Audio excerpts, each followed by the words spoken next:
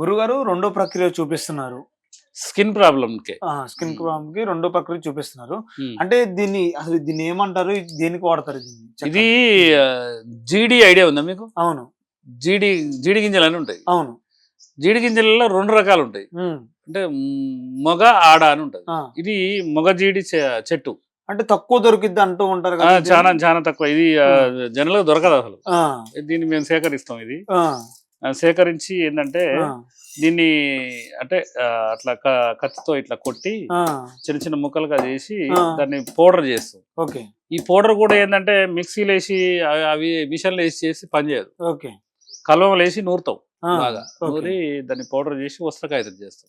అంటే బట్టలో వేసి పౌడర్ లాగా చేస్తాం. చేసిన తర్వాత ఏంటంటే ఇది 5 grams 3 రోజులు ఇస్తాం.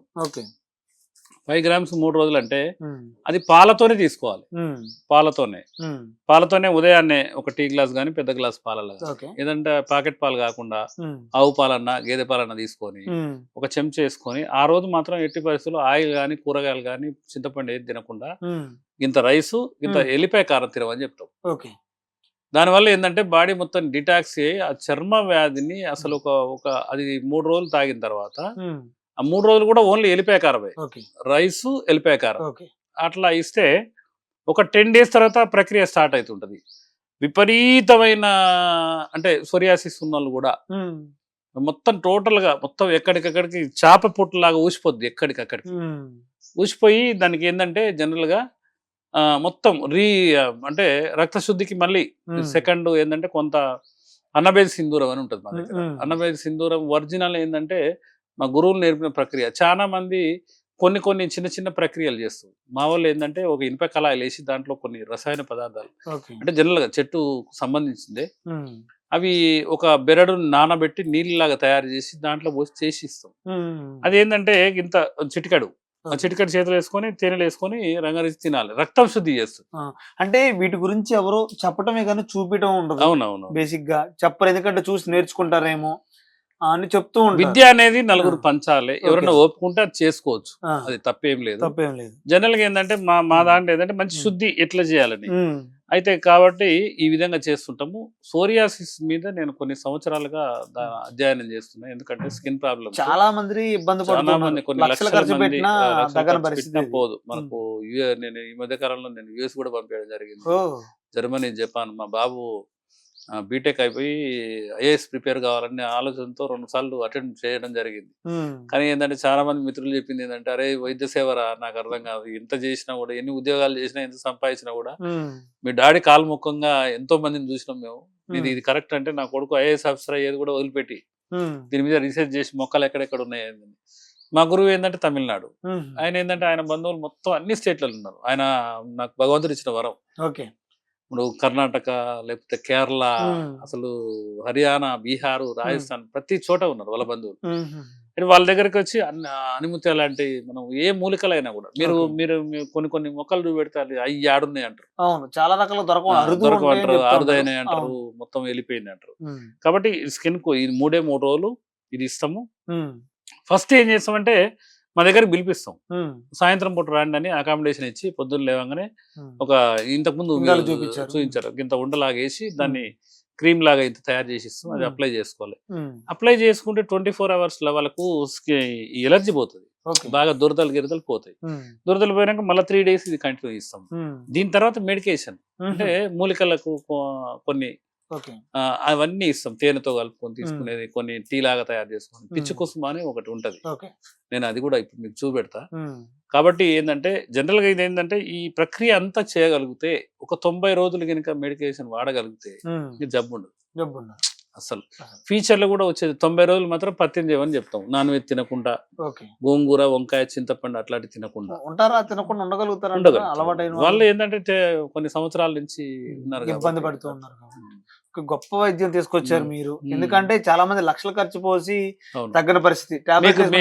మీకు ఇప్పుడు పిచ్చి కుసుమ వెండబెట్టింది మళ్ళీ లీవ్స్ చూపెడతా. ఎంత ఖర్చు అయిద్దండి? ఇది ఎక్కువ ఖర్చు అయ్యే అవకాశం ఉందంటారా? ఇప్పుడు వేరే కానించి మూలికలు తీసుకొస్తాం. మన కాడ ఏంటంటే మనది కార్పొరేట్ హాస్పిటల్ కాదు, యశోద హాస్పిటల్ కాదు, కామినేని హాస్పిటల్ కాదు, ఇంత ఇస్తేనే అని వాళ్ళే ఇచ్చిపోతుంటారు. వాళ్ళే. జనరల్ గా ఏంటంటే గోశాల ఉంది, మనకు దానికి డబ్బులు కాలేవు, చాలా మంది గోశాల కూడా మనిషి- నడుపుతారా? ఆ, గోశాల మీకు చూపెడతా. ఓకే. ఇక్కడ ఏంటంటే నిత్య అగ్నిహోత్రం చేస్తాం అట్లా అన్నమాట. ఎంతో కొంత తీసుకొని చేస్తా ఉంటారు. ఎంతో కొంత అంటే మంచిగా ఆర్థికంగా ఇచ్చేటోళ్ళు కూడా ఉంటారు. ఉంటారు. చాలా మంది ఏంటంటే సార్ మేము చాలా ఏళ్ళ నుంచి తిరిగామండి, ఉంచుకోండి అని ఇచ్చేటోళ్ళు ఉంటారు. చాలా ఇక లేని వాళ్ళు ఏమో కొంతమంది, అయ్యా గురువు గారు నేను ఒక 1000 రూపాయలు ఇవ్వగలుగుతా, 2000 ఇవ్వగలుగుతా, ఎంత ఇవ్వని. దాన్ని ఏంటంటే వైద్యం అనేది కంటిన్యూ కావాలి. ఓకే. ఇప్పుడు గురువు ఎట్లా చెప్తే అట్లా. ఓకే. నేను ఒక పంజాబ్ పోయినా అక్కడ అనువంశిక వైద్యులు కొంతమంది పక్షవాతాన్ని చూపెట్టారు. వాళ్ళు ఏంటంటే 15,000 తీసుకునేది, నేను కూడా వచ్చి 15,000 అంట. ఇప్పుడు మాకు శ్రీపద బ్రహ్మచారి గారు అని ఉండు, ఆయన సిద్ధ వైద్యంలో పండితుడు, 60 ఏళ్ళు. ఆయన ఏమనేది అంటే, ఎవరిని కూడా మనం ఆశించొద్దు, మీరు ఎంత ఖర్చు పెట్టగలుగుతారని అడగాల బిడ్డ అనేది. ఇప్పటి నుంచి ఏమంటాం అంటే, మీరు ఏమి ఇవ్వగలుగుతారు అంటారు.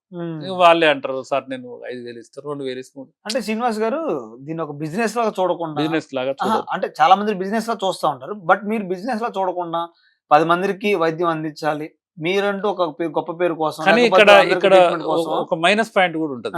ఎందుకంటే ఒక వ్యక్తి ఏంటంటే డబ్బు అంటే ప్రేమ. అవును.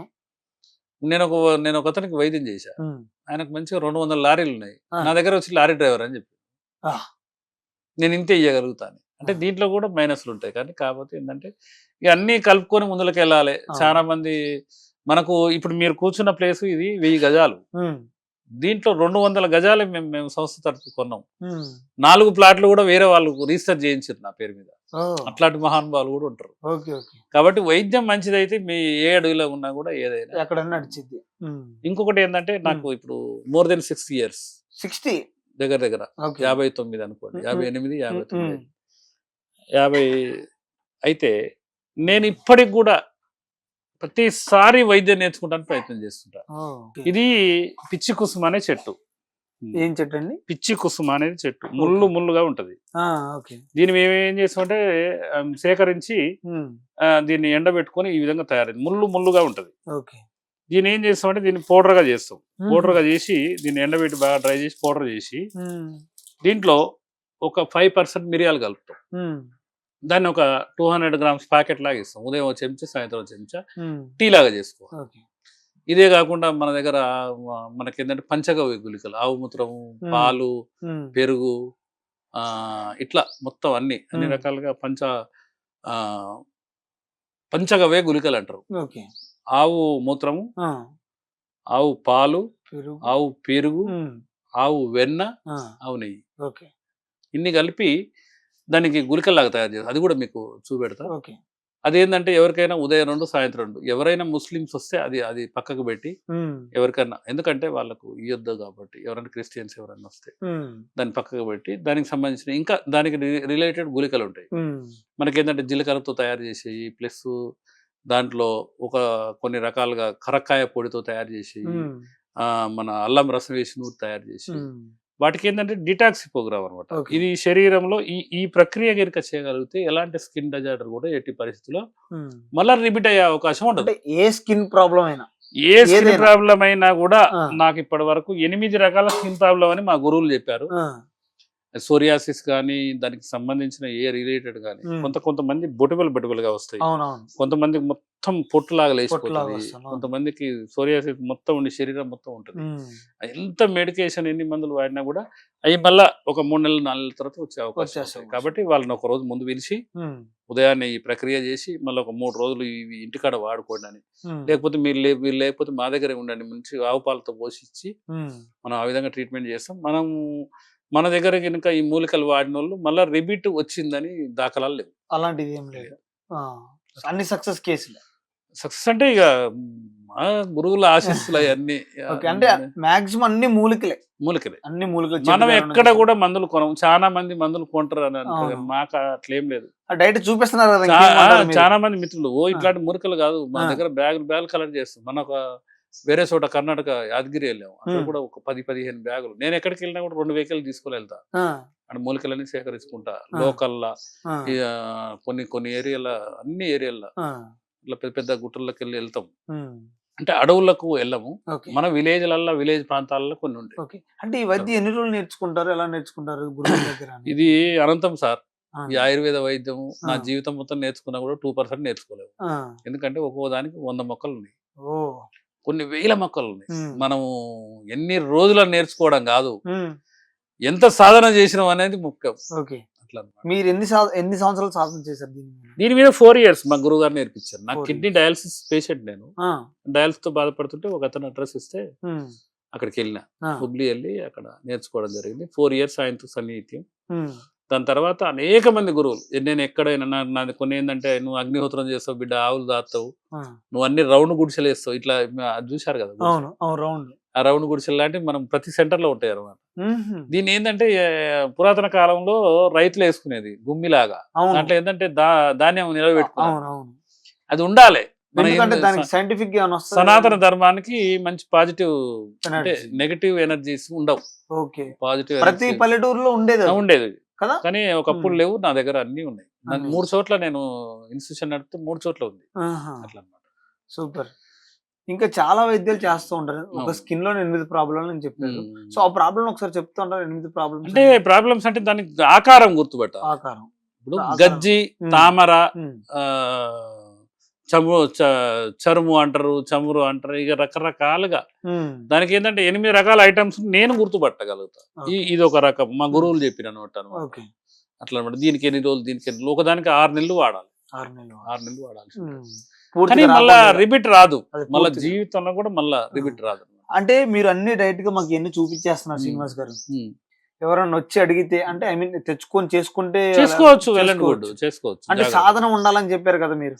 అంటే కొన్ని మందులు తయారు చేసే కాడ సాధన ఎందుకంటే ఉండాలి. నిపుణుల పర్యవేక్షణలో చేయాలి. గ్రేట్ అండి. ఎందుకంటే ఆ. చూపించి చేసుకోని వాళ్ళు డైరెక్ట్ గా చెప్తున్నారు. అవును. ఓకే. సైడ్ ఎఫెక్ట్స్ అలాంటివి ఏం రావు ఇంకా అసలు. పత్రహరితం ప్రాణహాని కాదు, ఆ. ఎంతో మంది గురువులు చెప్పిన మాట అది. ఆ, అవును. కాబట్టి ఏంటంటే మనకు ధనియాలు, మిరియాలు, జీలకర్ర, వాము ఇవన్నీ కూడా ఆయుర్వేదకు సంబంధించినవి. ఆ. వాటి వల్ల మనం నిత్యం వాడే వస్తువులు కాబట్టి అవును. ఈ చెట్ల క్రియలు కూడా అంత, దాంట్లో ఏంటంటే చెట్లలో కొంత విష పదార్థం ఉంటుందని కొంతమంది అంటుంటారు. ఉమ్. దానికి ఏంటంటే మా గురువులు చెప్పిన ప్రకారంగా 5% ఓకే. అట్లా. శ్రీనివాస్ గారు మీరు చూసినట్లో ఈ నడిపినంత కాలంలో ఈ ఆయుర్వేదంలో మీరు చూసిన స్కిన్ లో పెద్ద ప్రాబ్లం ఏం చూసారండి జనం? పెద్ద అంటే సోరియాసిస్. సోరియాసిస్. ఈ గజ్జి తామర అంటే 3 రోజుల్లో పోతుంది, పెద్ద సమస్య కాదు. సోరియాసిస్ కొద్దిగా ఇబ్బంది పెడుతుంది. ఇబ్బంది పెడుతూ అట్లా. ఉంటుంది. ఉమ్. ఓకే. Thank you. సరే, ధన్యవాదాలు.